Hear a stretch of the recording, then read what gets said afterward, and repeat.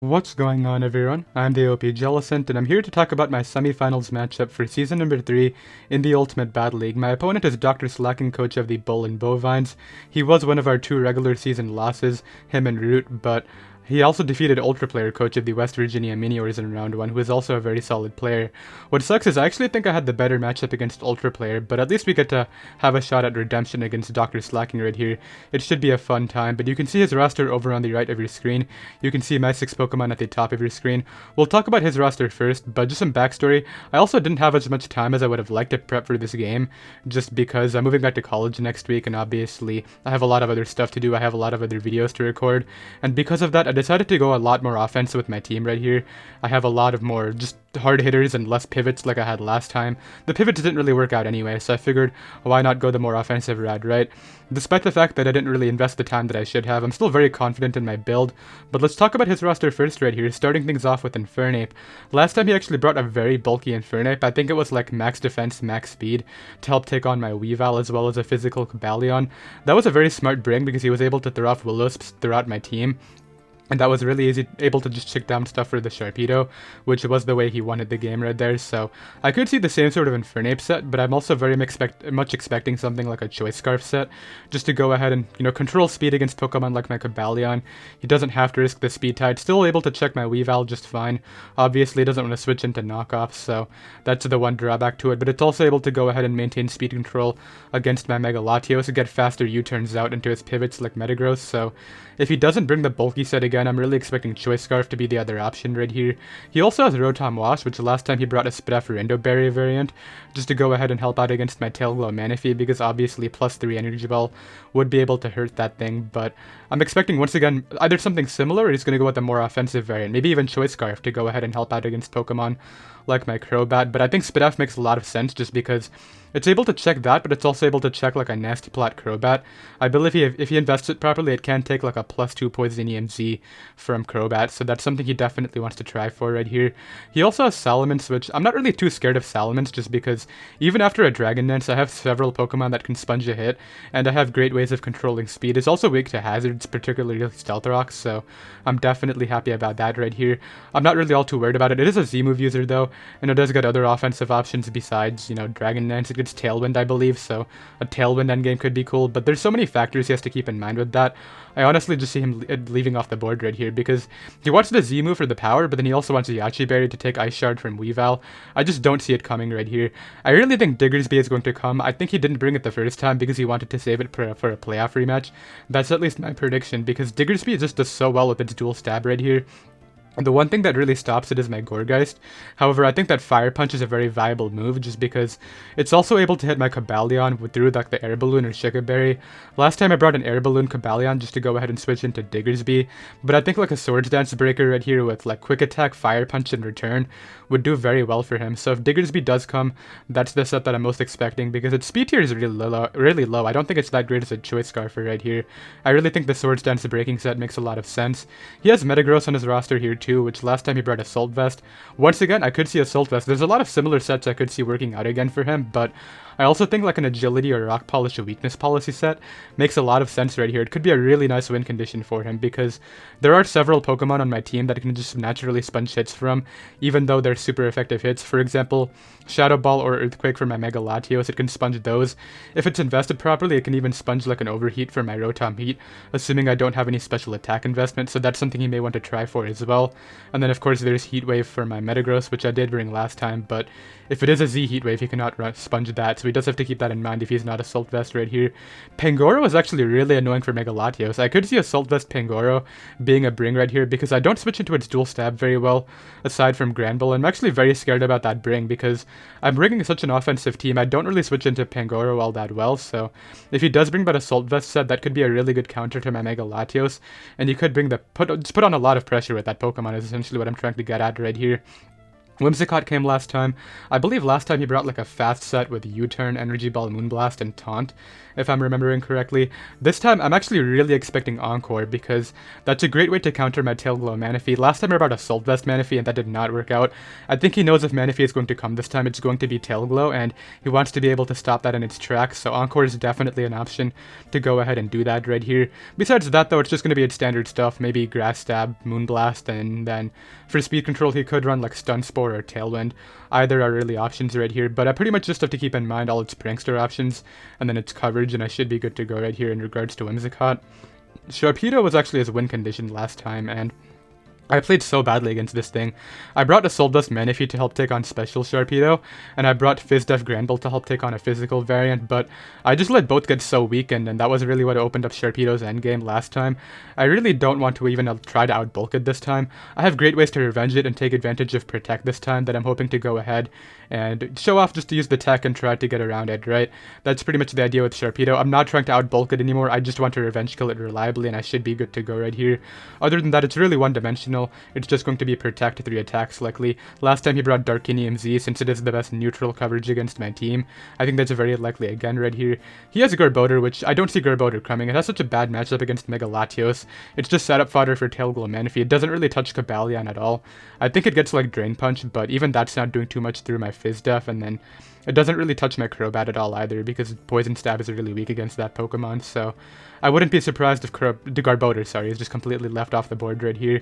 He has Palossand as well, which did come to the last game as the Stealth Rocker. I think it's his best Stealth Rocker against me. His three options are Whimsicott, Metagross, and Palossand. I think Metagross either wants to run a Win Condition or an Assault Vest Pivot, and then Infernape really just doesn't have the move slots for Stealth Rock, so I think Palossand is going to come as the Rocker again. Last time he brought a Fizdef set. I completely lucked it last time. I just Iron Head flinched it down, and that was able to go ahead and get rid of it, so I obviously don't want to rely on that luck again. I want to make sure that I have reliable ways of breaking it, which I do this week, as you guys will see, so ideally that can go ahead and work out. And then finally, he has Mega Glalie, which is definitely a great spike stacker. He did bring this to his quarterfinals game as a spike stacking hyper offense lead. He just got up a ton of spikes and then exploded, I believe, so that's something I do have to keep in mind. Ice Shard Pressure is also really scary against Pokemon like my Mega Latios and Crobat, because they do take super effective damage, and those are two of my better breakers right here, so that's something I do have to keep in mind right here. But that's going to be his roster. If I had to predict the 6 that would come, I would say Infernape, Rotom Wash, Diggersby, Metagross, Sharpedo, and Palossand, but I could see Whimsicott, I could see Mega Glalie, and maybe Salamence. I don't really know if he wants to rely on that as a win condition, though. Let's go ahead and talk about my 6 Pokemon. So starting off my semifinals team right here, we have Labyrinth the Crobat, which is running an Adamant Choice Scarf variant. It's pretty much what I brought to my quarterfinals game because it was such a reliable late game cleaner. He has 2 Flying Resist on his roster, being Rotom Wash and Metagross. You'll see that this time I have a lot of ways to pressure those Pokemon. Essentially, I'm going to try to position this to where I can get it in early game, U-turn out on one of those Pokemon, and then ideally get in one of my breakers, those being Mega Latios and my Zangoose, which I'm very excited for, as you guys will see later. But I really don't plan on cooking Brave Bird anytime early. It's pretty much just here as a momentum mon early game to get the positioning, and then ideally when I can go ahead and wear down the Rotom Wash and the Metagross, they can go ahead and clean with Brave Bird late game. That's pretty much the whole concept right here. I do have Heat Wave just because it could be reliable against Metagross. I have enough speed investment to outspeed Jolly plus 2 Metagross, so that's great right here. In case he is running that as a win condition, I can go ahead and revenge kill it. That's why I'm minus Spidef right here and not minus special attack. And then finally I have Defog, which I don't have on my Rotom Heat, as you guys will see, but I still wanted a Defogger this week due to all the hazard stacking options he has. He has spikes on both Mega Glalie and Diggersby, toxic spikes on Garbodor, and then 3 Stealth Rockers, so I really needed at least 1 Defogger this game, and I figured just as a failsafe, why not slap on the win condition, right? There wasn't really a better option right here, so I figured why not. Let's go ahead and talk about my Mega Latios. So Mega Latios is the one Pokemon that I saw did well in the first game, but decided not to bring because of its potential in a playoff rematch. I really wanted to bring this set the first time, because sub 3 attacks can take advantage of Sharpedo clicking Protect to try to outspeed me right here, and Psychic Energy Ball and Shadow Ball is just perfect coverage for his team right here. The one thing that this doesn't really hit, like I've mentioned multiple times when going over his roster, is Assault Vest Pangoro. That's the one thing, because I can hit that with Energy Energy Ball, but it only does like 25%. Knockoff is going to hurt a lot right here, so if he does bring that, I really might have to make some offensive doubles into Pokemon like my Crobat or Cobalion and try to get that positioning right, because I really can't allow Pangoro to just come in and fire off strong attacks this game. It's not really an option, but I love the Subtech right here. Last time he did bring Wind Condition Sharpedo, and I was not able to really counter that because I didn't have a substitute Pokemon, and I just let all my answers get weakened into range. But this time, if he tries to get the Protect off on Mega Latios, I can sub up, and even with no special attack investment, or very minimal special attack investment right here, Energy Ball will be able to OHKO that Pokemon, which is great. It's also able to weaken the Metagross, and I'm really hoping he tries to use Metagross as the response, because if I can Shadow Ball to wear that down, that's so good for both my Zangoose and my Crobat. So if he decides to use that as the response, that's actually an okay scenario for me right here. I don't have really a way to hit the Salamence, which is a little bit scary, but Psychic will 2-hit KO despite my no special attack investment, or minimal as I've mentioned, so I don't really have to fear multiple Dragon Dances right here, so that's kind of fine.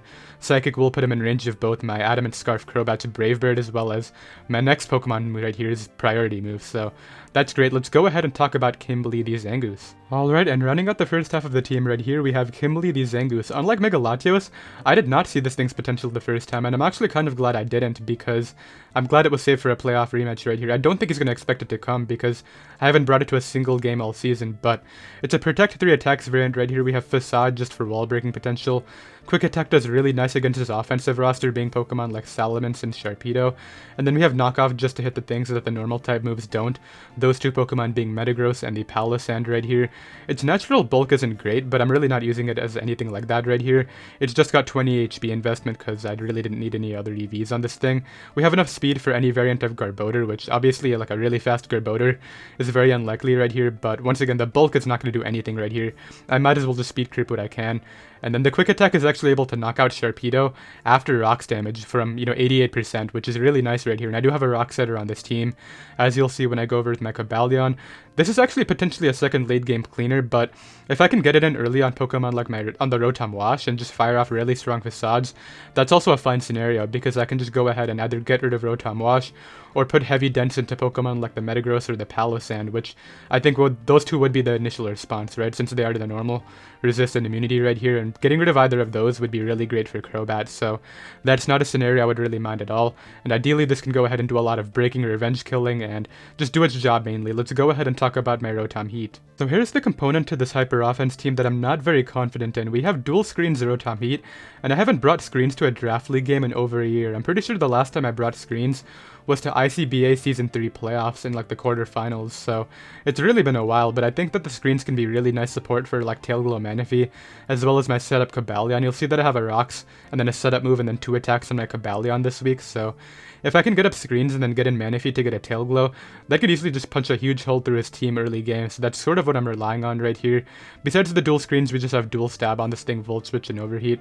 Volt Switch is great because I can go ahead and get momentum on Pokemon that I know he's going to switch out, such as Metagross. Now, granted, he could use Palossand as a good response to this, so that's something I do have to keep in mind, but Palossand I can literally just set my screen zone and then go out into Manaphy and not really care.